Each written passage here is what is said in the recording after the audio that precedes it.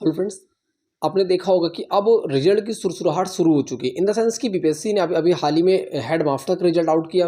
अब बारी है धीरे धीरे करके पीआरटी की, जूनियर की, टीजीटी की, पीजीटी की। अब धीरे धीरे करके रिजल्ट आना स्टार्ट हो जाएगा। खासकर मैं पीआरटी की बात करूँ तो पीआरटी के रिजल्ट बेसिकली आपका 20 से 25 नवंबर के आसपास आने के चांसेज हैं। और क्योंकि पीआरटी का बेसिकली रोस्टर भी चीज़ें क्लियर हो चुकी है और कितनी वैकेंसी है मैं नेक्स्ट किसी वीडियो में प्रोवाइड करूँगा, कितनी वैकेंसी को लेकर के रोस्टर क्लियर हुआ।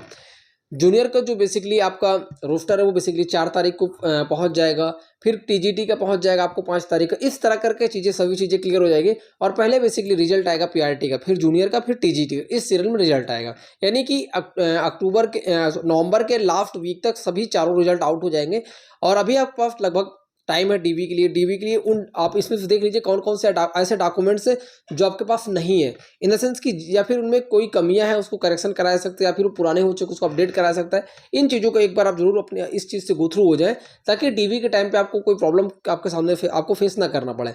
और क्योंकि डीवी के टाइम 3 से 4 दिन डीवी चलती है, तो इतना टाइम नहीं होता आपके पास कि आप कोई भी डॉक्यूमेंट्स जिसमें करेक्शन की नीड है उसको करेक्शन करा सकें।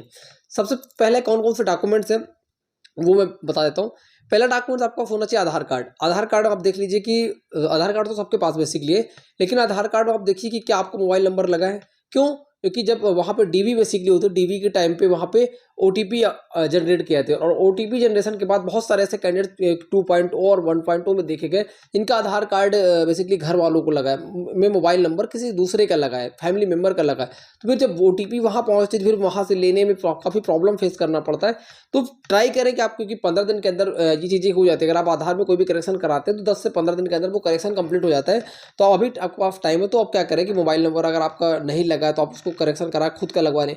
आपकी कोई स्पेलिंग एरर है जो आपकी हाई स्कूल की 10th की मार्कशीट के अकॉर्डिंग नहीं आधार कार्ड में, उसको आप करेक्शन करा लें। तो ये छोटी छोटी चीज़ें उसको आप करेक्शन करा लेंगे तो आपको उन प्रॉब्लम्स को फेस नहीं करना पड़ेगा। सेकेंड, आपके पास फोटो 4 से 5 बेसिकली फोटो होना चाहिए। फोटो आप 4 से 5 आसानी से बनवा लें। उसका एडमिट कार्ड आपके पास होना चाहिए। अब एडमिट कार्ड बहुत सारे लोगों को खो गया होगा, बहुत सारे लोगों ने तो रख दिया होगा। और एडमिट कार्ड वो वाला एडमिट कार्ड जो आपको एग्जाम टाइम पे आपने देखा होगा कि हम लोग एडमिट कार्ड 2 अंदर लेके गए थे। एक बेसिकली जमा हो गया, वो बीपीएससी के पास पहुंची, और दूसरा एडमिट कार्ड जिसमें आपने देखा होगा एक येलो कलर की छोटी स्ट्रिप लगाई होगी, स्टिकर लगाया गया होगा बेसिकली। वो एडमिट कार्ड इसमें टीचर ने साइन किया होगा, आपने अपना रोल नंबर फिल किया होगा और बॉक्सेज बने रहेंगे नीचे। वो वाला एडमिट कार्ड आपको वहाँ पे ले जाना और वो वाला एडमिट कार्ड आपको वहाँ पे मांगा जाएगा। फिर आपके अब बहुत सारे लोगों को एडमिट कार्ड आप देख लीजिए आपका खो गया हो तो आप आराम से आसानी से अपने घर पे अभी कहीं भी खोज लें ताकि वो आसानी से मिल जाए। फिर उसके बाद नेक्स्ट आपके पास डॉक्यूमेंट्स होना चाहिए 10th की मार्कशीट। 10th की मार्कशीट सभी के पास होगा। और सर्टिफिकेट, बहुत सारे लोग जिनका सर्टिफिकेट, क्योंकि बहुत सारे लोग जो 2012 से पहले जिनका हाई स्कूल है उनका बेसिकली सर्टिफिकेट अलग है, मार्कशीट अलग है। तो आप दोनों चीज़ों को कर ले, अगर आपका एक साथ तो कोई इशू नहीं है। फिर 12 की मार्कशीट यही चीज़ सेम, उसमें भी मार्कशीट और सर्टिफिकेट। फिर ग्रेजुएशन की, अब बहुत लोग अलग अलग होगा, first year second year final अलग अलग होगा, सर्टिफिकेट अलग होगा, और कुछ लोग का एक साथ होगा। तो आप देख लीजिए अपने हिसाब से कि कौन कौन से डॉक्यूमेंट्स उन चीज़ों के अपने अकॉर्डिंग उसको देख लिए। फिर कुछ पीजी में आपने जो भी कर रखा हो, एमए एमएससी जो भी, अब पीजी उन लोगों को पीआरटी वालों को नहीं लगेगा, जूनियर वालों को नहीं लगेगा। पीजी किसका लगेगा? जिन्होंने पीजीटी के लिए अप्लाई कर रखा होगा। तो क्योंकि वहाँ पे वरीयता देते हैं कि जब आप फॉर्म फिलअप करते हो तो डॉक्यूमेंट्स लगता है, तो वो डॉक्यूमेंट आपका लगेगा। फिर उसके बाद आपका डीएलएड, अगर आपने पीआरटी के जूनियर भरा होगा तो आपने डीएलएड लगाया होगा। और फिर या तो आपने बीएड कर रखा, बीएड के थ्रू आपने फॉर्म फिलअप किया होगा तो आपने बीएड का सर्टिफिकेट को लगाया होगा, मार्कशीट को लगाया होगा, तो बीएड का आपका डॉक्यूमेंट्स। उसके बाद आपका सीटेड, आपने पीआरटी का फॉर्म फिलअप कर रखा तो पीआरटी वाला, जूनियर का फिलअप कर रखा तो जूनियर वाला। फिर उसके बाद अब आपने अगर टीजीटी या पीजीटी फिलअप कर रखा है तो आपका एफटेट। अपने हिसाब से देख ले आपने किस वैकेंसी के लिए, किस एग्जाम के लिए, आपने किस पोस्ट के लिए आपने अप्लाई किया है, और फॉर्म फिलअप करते टाइम जो जो डॉक्यूमेंट्स आपने ओवरऑल अप्लाई किया है वही डॉक्यूमेंट्स आपके पास हैं या फिर नहीं है, या फिर किसी में एरर है। एक दो और ऐसे डॉक्यूमेंट्स है जो बेसिकली आपको बताऊंगा आगे वीडियो में। उसके बाद आपका जाति प्रमाण पत्र। अब जाति प्रमाण पत्र अदर स्टेट वालों को नहीं लगे, क्यों? क्योंकि अदर स्टेट वाले जनरल में काउंट हो गए और जनरल वालों को जनरल में काउंट कर दिया जाएगा। अब लगेगा किसका सवाल, ये उन लोगों का जाति प्रमाण पत्र लगेगा जो जिनको आरक्षण का लाभ मिल रहा है, जैसे ईबीसी, बीसी, एससी, एसटी। ठीक है, इन जातियों को बेसिकली जाति प्रमाण पत्र लगेगा। उसके बाद आपका निवास प्रमाण पत्र लगेगा। कहीं कहीं मैंने देखा कि डीवी के टाइम पे निवास प्रमाण पत्र नहीं मांगते और वो लोग निवास की जगह पे आधार का यूज कर लेते हैं, लेकिन मांग भी सकते हो तो आप अप्लाई कर दीजिए। 40 से 50 रुपये लगेगा, आराम से साइबर कैफे, जनसेवा केंद्र से अप्लाई करके 10-15 दिन बन जाएगा। फिर आपका पीएच सर्टिफिकेट, बहुत सारे लोगों ने, अब पीएच सर्टिफिकेट उन लोगों का लगेगा जो बेसिकली बिहार के होंगे। क्यों? क्योंकि जो अगर आप अदर स्टेट से और आप पीएच हैं तो आप जनरल में काउंट होंगे, आपका पीएच सर्टिफिकेट वहाँ नहीं काम आएगा।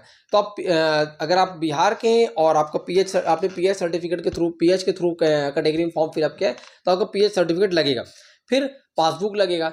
पासबुक क्यों लगे? क्योंकि इसी टाइम पे पूरे डॉक्यूमेंट्स वो लोग वो ले लेते हैं ताकि आपको जॉब के बाद बेसिकली आपको इन चीज़ों को प्रॉब्लम ना फेस करना पड़े, क्योंकि सैलरी वगैरह का सीन भी पासबुक के थ्रू ही क्लियर होती है। तो वो चीज़ें अब पिछली बार देखने को मिला ये था कि चेकबुक वगैरह भी लिए, अब इस बार लेते हैं कि नहीं लेते हुए एक अलग चीज़ है।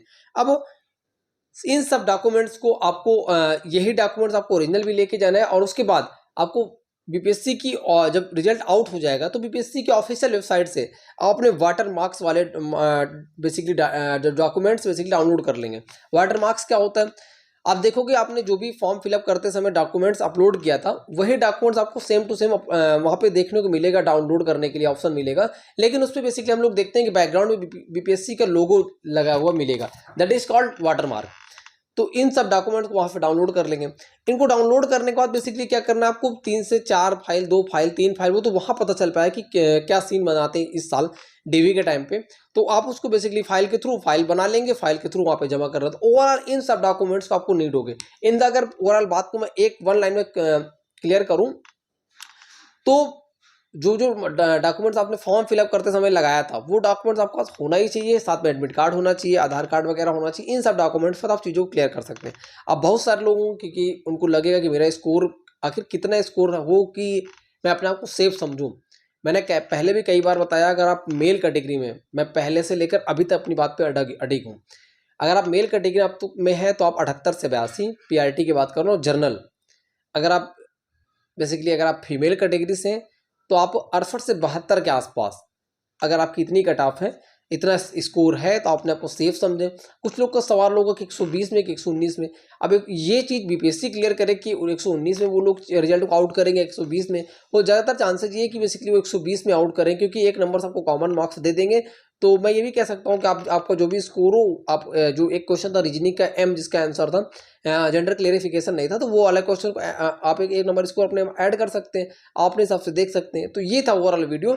और ये डॉक्यूमेंट्स अगर आपके पास, इसको जरूर कंप्लीट कर लें। बहुत सारे लोग इसको हल्के में लेंगे, लेकिन मैं फिर से कह रहा हूँ आपको, लास्ट टाइम जब चीज़ें नहीं बन पाती तब समझ में आता है कि वैल्यू क्या है उस डॉक्यूमेंट्स की। तो अभी इन चीज़ों को लेकर के कंप्लीट कर लें। और थैंक यू, चैनल पर सब्सक्राइब कर सकते हो, वीडियो को अधिक से शेयर कर। Thank you watching for my video.